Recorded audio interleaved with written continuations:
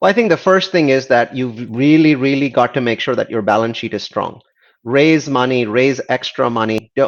Tell your investors, right? In boom times, the job of a syndicator is to make as much money for investors as possible, basically maximize returns. In bear times, the job of the syndicator is to protect the investment of the investor. That becomes your primary job. Protect my cash.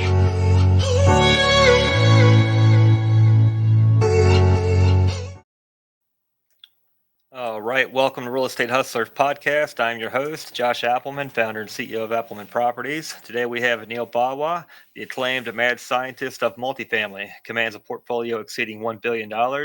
His data-centric approach and compelling speaking engagements set him apart from real estate landscape. Neal, we appreciate you coming on the show today. If you could let the listeners know a little bit more about yourself.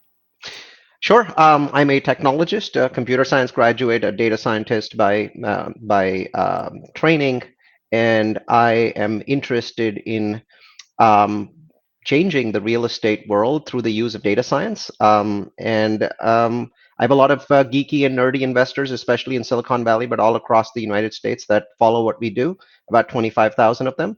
And 1,000 of them have invested in our projects. We've raised $300 million of their money to buy or build assets in 6 different asset classes. The net value of the portfolio at completion of construction is about $1 billion.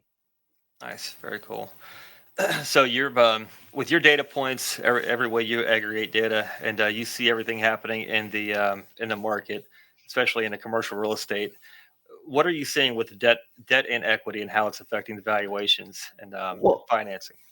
I mean, the effect that we are seeing because of debt is very straightforward, and it's very predictable effect.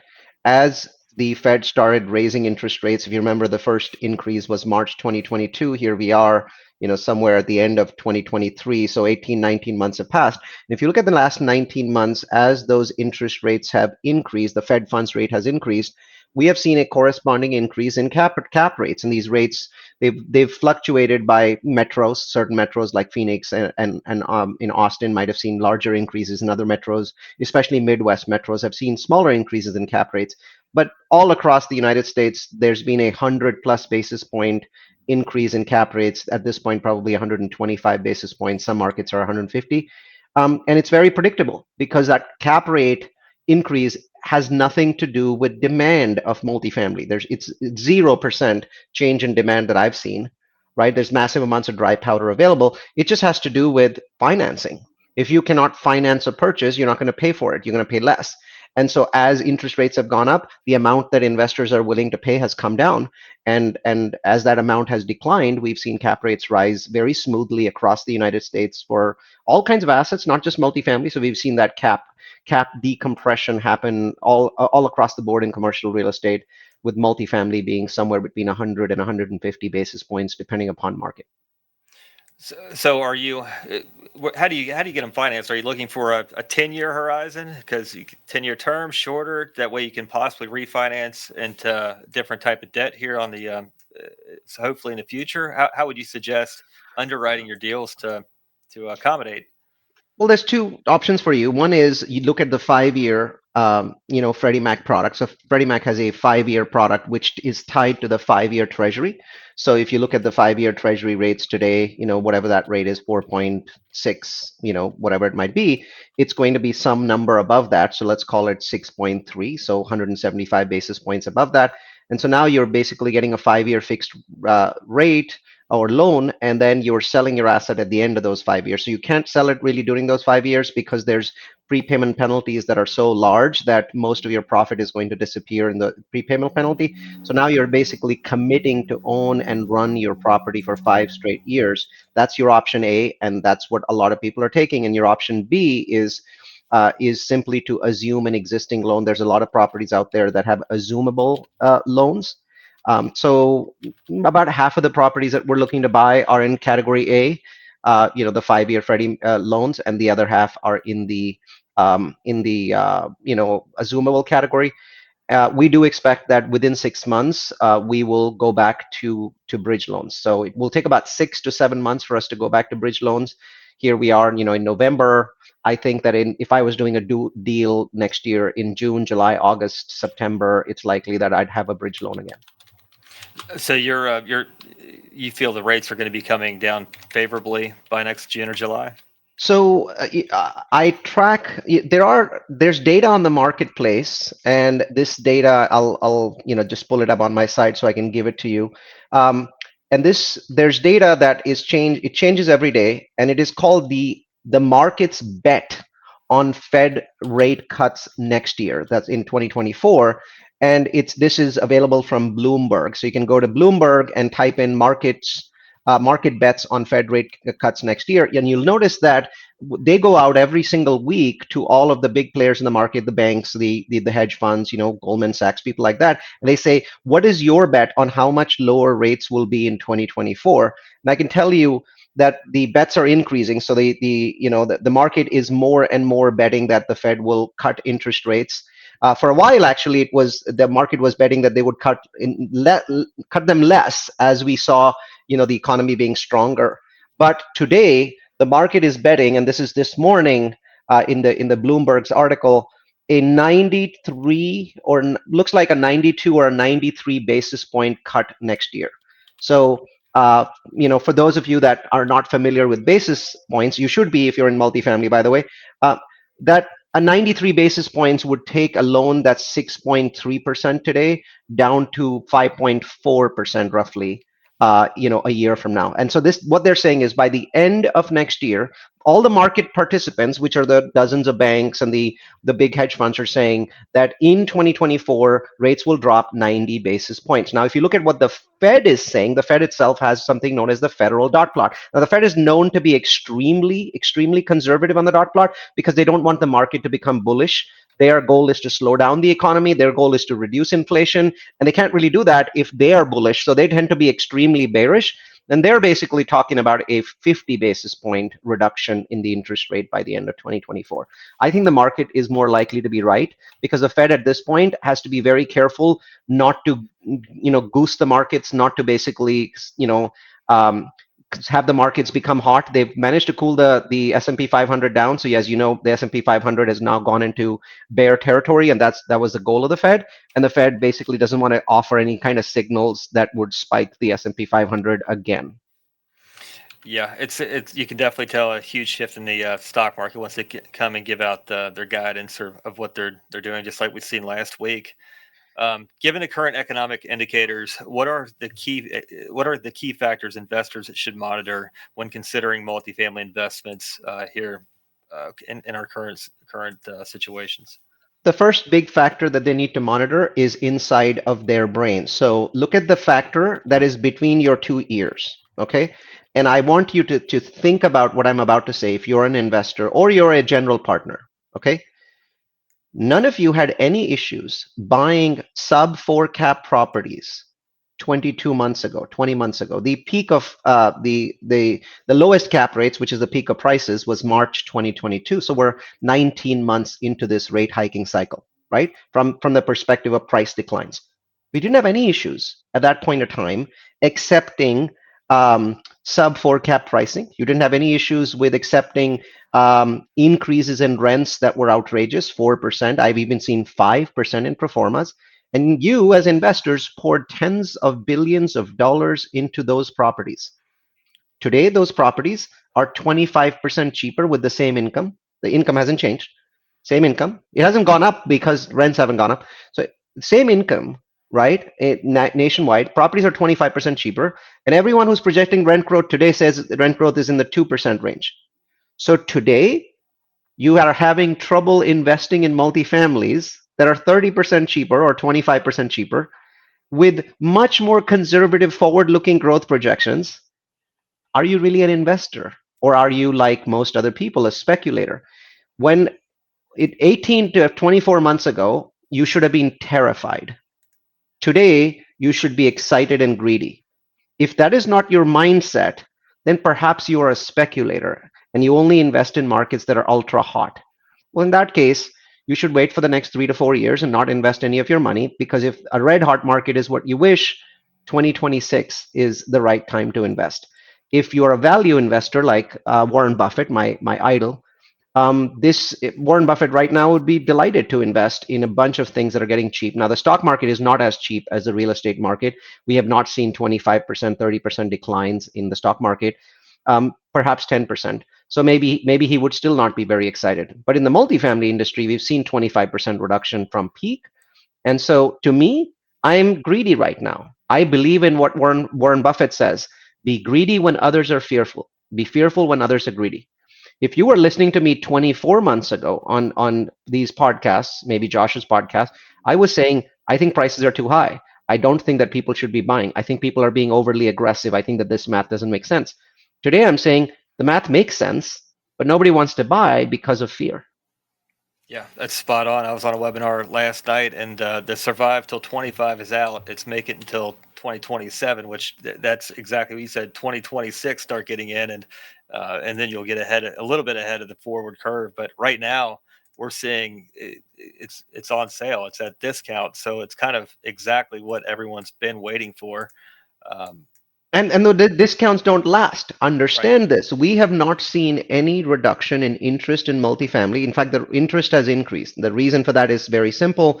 The office sector, unlike multifamily has a 94% occupancy. The office sector is now in the low 80s, which means that the whole sector, as a whole, is becoming illiquid. Basically cannot refinance. And then there are many cities in the United States that are now dropping into the low 70s, which is basically just a debacle, like an absolute meltdown. And so there's people who have always invested in office that would not invest in multifamily, and these are very, very, very rich people and large funds that are now saying, we're going to switch and we're going to allocate 50% of our money to multifamily. So there's no reduction in multifamily demand, right? There's a reduction in prices because of interest rates. Now, if you're somebody that believes actually that interest rates will stay the same for the next 3 years, then you should not be investing in multifamily, in real estate, in the stock market. The only thing that you should be investing in if you think interest rates are going to stay where they are today is guns, bullets, and food. Those are the three things, because our entire society will not be able to function if interest rates 3 years from now are this high. And if you don't understand what I'm saying, you should start reading articles on how we finance our federal deficit. The United States has a $33 trillion deficit. And if we are paying 2% a year, that's about 660 billion. I think we can live with that. If we're paying 4% a year, that's double of 660 billion. Where does that 660 billion come from? Well, it can only come from the two big places, right? Either defense or entitlements. So we are going to see extraordinary and radical damage to the US economy if these rates stay up like this for the next 3 years. And if you believe that they will come down, maybe 90 basis points this year, 90 basis points in 2024, maybe another 50 basis points after that. Not decline to what they were after COVID. Obviously, that was a unique event, but maybe going back to 2019 rates. If you believe that, then today multifamily is cheap, because these cap rates are based on these rates staying where they are. And like many market participants, I believe that we are going to see a decline in rates. Again, once again, not to an outrageous level. I don't think we ever get back to a 30-year single family. Not ever. For a while, maybe for 5 or 10 years, we don't get back to a 30-year single family loan being under 4%. So I think they're going to be in the fours, maybe even the low fives. That's fine. But for them to be in the fours or the low fives, right? Even the low fives, we still have to drop more than 200 basis points from here, which means we have to drop by more than 2%. And that drop is likely to occur in the next 24 months or maybe 30 months. Well, if that's the case, then you have to understand that today's cap rates are a discount, because nobody buys a multifamily property to hold it for a year. You're going to minimum, you're going to hold it for 3 years. You're probably going to hold it for 5. So if 3 years or 4 or 5 years from now interest rates are lower, then aren't you buying today at a discount? Yeah, I think our 10-year treasury needs to be in the threes in order for the fives to even be in existence for interest rates, is what I was reading up on this morning as well. Um, this is I think that this is going to be the year, this year, next year, the year of the operator, and the year after that. So what? And I know you're very logistically oriented and data driven in operations. So what are some asset management strategies that can be employed for the operator to manage the assets? Well, I think the first thing is that you've really, really got to make sure that your balance sheet is strong. Raise money, raise extra money. Tell your investors, right? In boom times, the job of a syndicator is to make as much money for investors as possible, basically maximize returns. In bear times, the job of the syndicator is to protect the investment of the investor. That becomes your primary job. Protect my cash. Now, there's some investors that won't like that. You should be ignoring them because I think the vast majority of your investors are pretty smart, inexperienced people, and they understand what I'm saying. Protect the investment first, then worry about anything else. Well, if you're protecting the investment, you should have a significant amount of operating cash. You, as a syndicator, were able to raise many millions or tens of millions of dollars when the going was good. Well, why can't you raise a few $1 million of pref equity for this project or the other? Why can't you raise lending? Right? So we've shored up, we have a project in Killeen, we've shored it up with $500,000 in private lending. We have a project in Dalton, Georgia. These are performing projects. There's nothing wrong with them, but we've shored them up. One of them, we decided we're going to take it to a Freddie Mac 5-year fixed rate, and we raised $2.5 million in internal equity, in pref equity, and we're taking that property in coming up here in the next few weeks to a fixed rate loan. Bottom line is, you should be looking at your database right now to raise pref equity, to raise loans for your properties, and be very strongly capitalized. That's the first thing I want to tell you. And then second, it's all about operations, operations, operations, operations. Yeah, So yeah.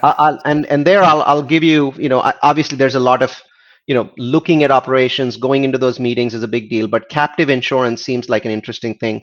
So look at a company called POPIC, or POPIC. That might be one that gives you some benefits.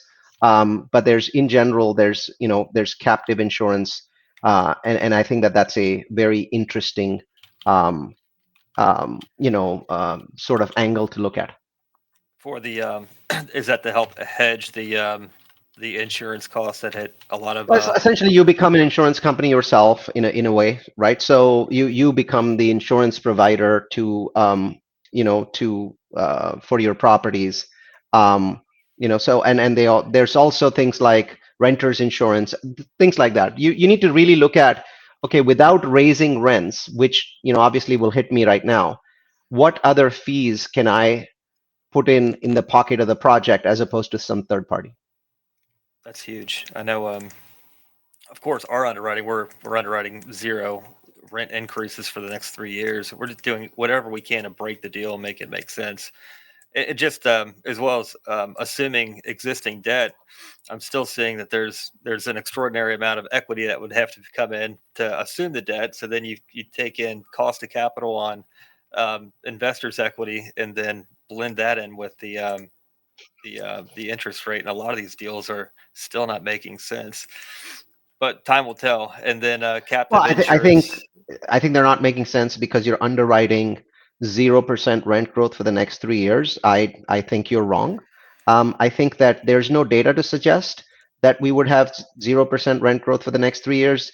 CoStar data, if you look at it on a nationwide basis or looking at any metro, shows positive rent growth. Now that rent growth with CoStar is fairly anemic, meaning 2024 might be under 1%. 2025 might be around 2%. 2026 might be higher than that. So it's fairly anemic, but 0% rent growth in underwritings makes no sense because that's ultra conservatism, which doesn't make sense and doesn't help your investors. That's my belief. Our data, and I like that. I appreciate that. We have a plateau on our data table showing for the next 24 months of rents going up and then just plateauing, possibly declining. Uh, but beyond 3 years, getting out of the shadows, then starting with our 3% increase per year. But it is ultra conservative and going into sort of unknown territories and the just where the markets are at. We're trying to make our deals break, and if they look good and the offers go through to accept it, then we feel like we've got a great basis. Um, but for Yeah. sure, it's Uh, Obviously, you can be as conservative as you want, right? If your math works, that's great. If your math doesn't work, then you're missing out on the discounts. So it really comes down to making a lot of offers and losing a lot of offers and hopefully winning some. that's true, 100%. What role does data play in making investment decisions in multifamily with the current economic uncertainties? And I know we've kind of went over this, but you're mad scientist of multifamily, so you're looking at data tables all day. What are some ways that it plays in your decision making? I think just because I play with data a lot and I look at data a lot doesn't necessarily mean that I'm, 100 miles ahead of everybody else. That isn't the case. I think that I tend to learn faster from data than other people because I'm more tied to the concept of letting data guide me. And one of the things that I've learned is that late in the cycle, and this is learning for me, so I'm sharing it with you, use it as you wish. Late in a real estate cycle, you may be better off investing in Midwest cities than in ultra hot markets. So early in the cycle, when we invested in Dallas or we invested in Atlanta or markets like that, we benefited a great deal because the market was going up and it was going up very fast. Tucson, perfect example of those are the places that we invested in, made a lot of money. But late in the cycle, I think it makes sense to start looking at markets that have not become overheated. So today, our data shows us that Midwest markets, which we typically have not been very complimentary on, and I feel some level of regret for that, by the way, um, are actually the markets that make the most amount of sense today because these are markets that didn't scream upwards. Their rent growth was not as crazy, and so almost all of the markets forecasted for strong rent growth in the United States are Midwest markets. None of them are boomtown markets, with maybe the possible exception of Miami, which is bizarre. Everyone's saying, "Hey, we're not sure why Miami just keeps going and going." But with the exception of that market, a lot of the boomtown markets, whether it be Austin, Nashville, Dallas, Boise, Denver, and then some of the Florida markets that are pretty famous, they're not showing a lot of upcoming rent growth because they've had a ridiculous amount of rent growth and a massive amount of incoming supply. What's data telling me right now? The one thing that every operator needs to look at right now is supply, supply, supply. There's nothing else that we see in the data that is a 800-pound gorilla. And no, it's not interest rates because we believe, and this is again being recorded in November, the Fed is done. So obviously, interest rates were the most important thing for you to look at for the last 20 months. We think the Fed is done. Either the Fed is not going to affect you by keeping rates flat for the next 6 months, 7 months, whatever, X months, or they're going to start dropping them. Either way, the most important thing that you need to look at is, am I buying in a market with huge amounts of incoming supply? And that's why I think you'll find that a lot of Midwest markets make a lot more sense right now. Very cool. Absolutely agree with you too. On as far as the Sun Belt states where you're investing on those markets, are you saying that there should be a pause, not as aggressive, or just let the markets kind of settle out? I'm not saying there should be a pause. I think you should be just very careful with your rent projections. The ultra hot markets are where there's a massive amount of inventory coming in. So most people have access to CoStar reports through their brokers. Just look at the incoming inventory over the next 18 months as a percentage of existing stock.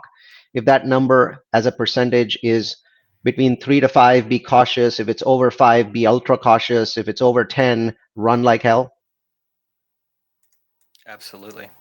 As far as conversations with brokers and lenders, what what do those conversations sound like as far as submitting deals, or uh, I guess what are we looking for when we're talking to the brokers? Are we putting in offers and then we're being conservative, or are we putting in aggressive offers and seeing if we can get them to the home plate? Well, I want to share an insight with you that I hope people will remember. There is this feeling in the multifamily syndication community, completely irrational feeling, that when times are booming, right? Let's say early 2022, the gap between buyers and sellers is the highest. right? That gap between what buyers want to pay and what sellers want is bigger, and that gap should somehow shrink now that we are in the down part of the cycle. There's actually no evidence to suggest that this is ever true. The gap remains the same. The only thing that changes is the price. So let's say I think that the right cap rate in 2022 was 4, and the seller thought it was 3.8. So the seller wanted a 3.8 cap rate. I wanted 4. That gap is zero point 0.2 cap, right? Today that gap is still zero point 0.2. It's not any lower. It's still zero point 0.2, but today I think the right price is 5.6 cap, and they think that the right price is 5.4 cap. So people who are waiting for a change in the buyer-seller gap are going to be sorely disappointed because there's actually no data that I found that actually indicates that it shrinks. Um, like for example, in 2009, right? Properties that I now own that are $400,000 in value, I was buying them at $90,000, right? During that time, the buyers wanted 110, right? They wanted 110. I was buying for 90. The gap was 20,000. Today, if I want to sell my property for 400,000, I'm going to want to sell it for 400, and the buyer wants 380, right? So the gap didn't change. The gap is ever present. The buyer-seller gap is not something that you should ever be focusing on. You should be focusing on whether your deal works, right? And that's the basis of it. So I want to ask you, given that net operating incomes have not changed much, Josh, in the last 18 months, right? They've gone up slightly, maybe tiny little bit, because what's happened is rents have gone up slightly over the last 18 months, but then expenses have gone up quickly, including insurance. So that has sort of evened out. So more or less, if you look at 1,000 multifamily properties, their net operating income compared to 18 months ago is more or less the same, maybe slightly higher. So given that net operating incomes are slightly higher, why the hesitation today to say, well, I'm overpaying if I'm at 5.5 cap, I should be at 5.6 cap? Well, weren't we the same people, you and I, that were basically saying, well, 4 is too high, too high. I want to make 4.1, 4.2, right? So, or 4, so the truth is what has changed is rates, right? There's always going to be a buyer seller gap. And what I find is that unless you're just unreasonable and overly bullish, there's still going to be a tiny gap between where you think you're going to pay and where you actually will pay. And that doesn't change today either. And you're going to have to reconcile that. And I find that that tiny gap doesn't affect your success or your investor success. What affects it is the actual purchase price. And today that actual purchase price is 25% lower than it was, 18 or 19 months ago. Yeah, I agree. Your NOI might be flat in the next 12, 24 months, where your CapEx continues to incline or stay the same. So you're compressing your NOI in a fashion, but ultimately coming out in the end, appreciation does kick in, and then interest rates do come down. So forces collide, and then we've got another bull run. At least we think. I think maybe the word bull run is something that needs to be explained. I think that there's going to be a bull run in 2026. But is it going to be a bull run like 2022 or 2021? The answer is no. That bull run was driven by 0% interest rates in an economy that had $3 trillion poured into it. So it's a very unusual circumstance. But a bull run simply means greater rent growth than 2% or 2.5%, which is, if you look at the 10-year average, it's 2.5%. Actually more than 2.5%. And if you look at the 50-year average, it's 2%. So if you're going to see rent growth in the threes, well, that's a bull run because rent growth drives prices, right? And if you see cap rates today at 5.5, and those cap rates go back to, let's say, 4.75, not the crazy 3.75 cap rates that we saw 19 months ago, but to 4.75 to support lower interest rates, then that's a bull run. It is a bull run. It's a normal bull run, just not one like 2021. We've also got new oncoming supply as well. What is your take on that? With the, we've definitely got a spike coming online, which will offset. Yes, and it started already. So most of the heavier new supply basically started coming in the second half of 2023, all of 2024, and the first half of 2025. Now when the supply is coming in is actually different metro by metro. So some metros are going to still be delivering late into 2025. Some metros will, like Phoenix, which is like an early delivery metro, almost all of that supply will be gone by the end of 2024. So know your metro, know when the supply is coming in.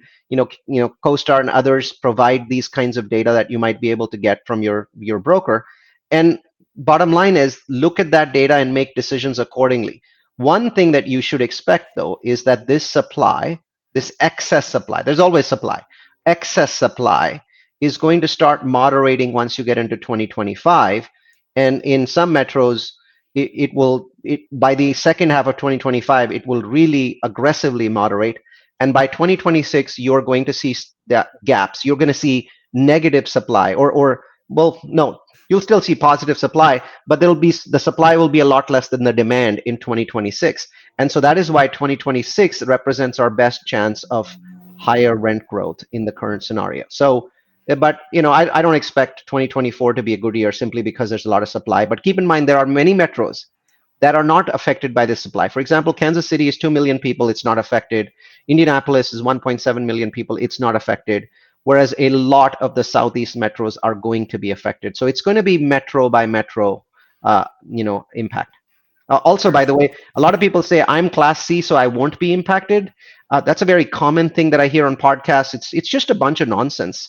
So you haven't studied the 2008 impact and its impact on Class C rent growth. I'll just leave it at that. Why don't you spend a little bit of time studying the impact of 2008 as a recession on Class C rent growth, right? Why don't you study when in the past there have been large amounts of supply in certain markets, what it has done to Class C rent growth? The answer is the only thing that can be said fairly is that when a large amount of supply comes in, Class A is impacted the most and the longest.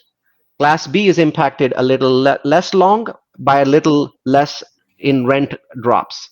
And Class C is impacted the least in terms of rent drops and the timing, but still the impact of Class C is substantial, both in terms of the amount of time that rents are low and the actual drop in rents. That's what data shows, and all three classes are affected. Yeah, Class A moves down to Class B housing, and Class C props up the economy, workforce housing, and there's job losses all across the board.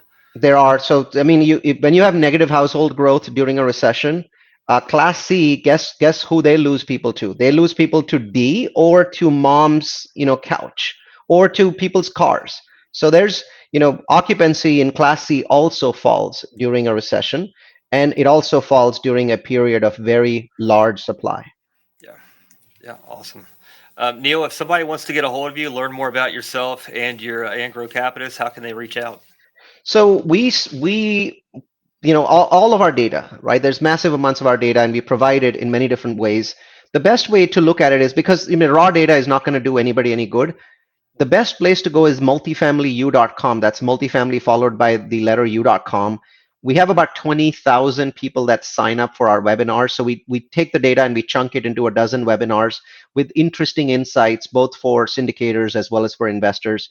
That's the best place. There is no paid product. There's no upsell. There's no subscription. We don't intend to sell education. It's just come here, learn. The only thing that we do is whenever we do a webinar, we have a 30-second time frame where we tell you about our latest projects. You can just tune out for those 30 seconds and nobody will ever call you or bother you with it. Very cool. Neil, I always enjoy following you. We definitely appreciate the insights, and again, appreciate your time. Thanks for coming on. Thanks for having me on the show, Josh. All right, thanks, Neil. Bye.